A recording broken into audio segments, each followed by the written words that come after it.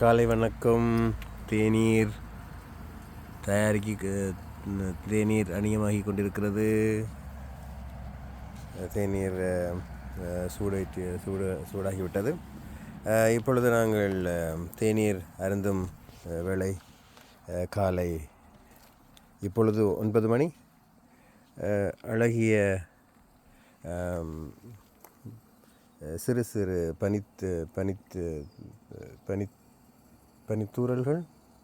தூறல்களோடு சேர்ந்து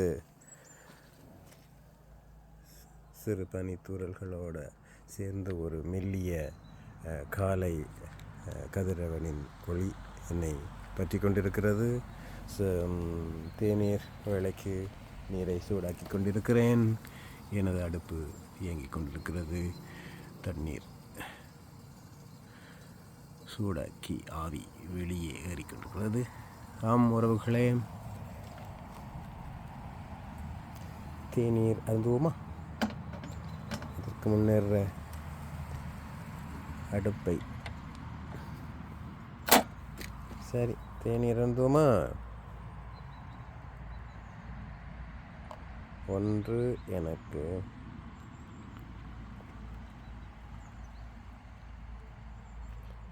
ஒன்று உங்களுக்கு.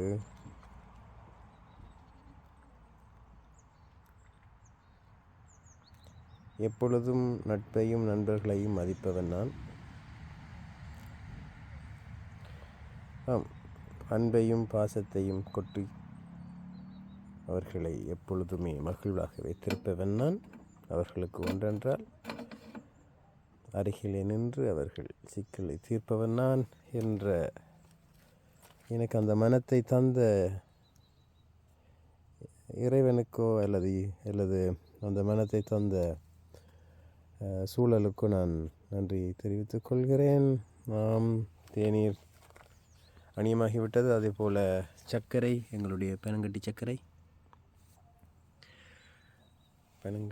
சர்க்கரை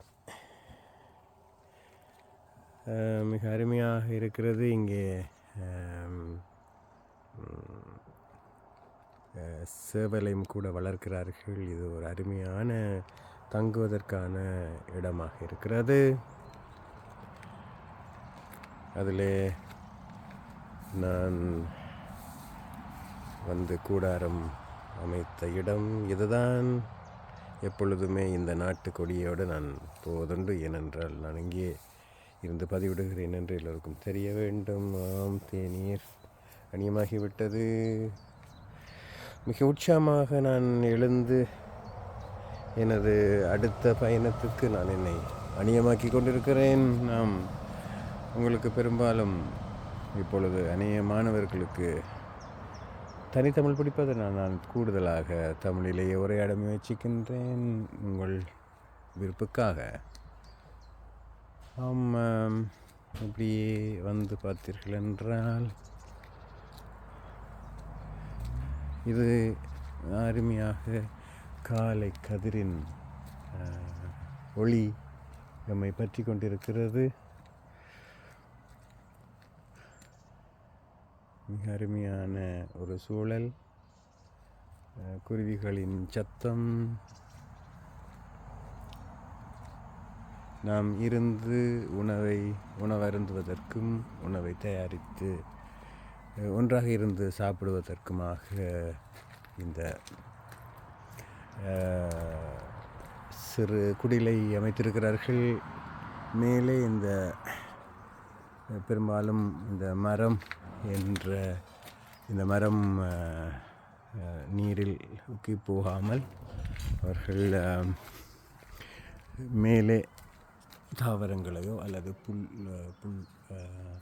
கற்றைகளையோ வைப்பார்கள். பார்த்துக்கண்டா, இது அவருடைய பாதுகாப்பு சார்ந்து செய்கின்றது.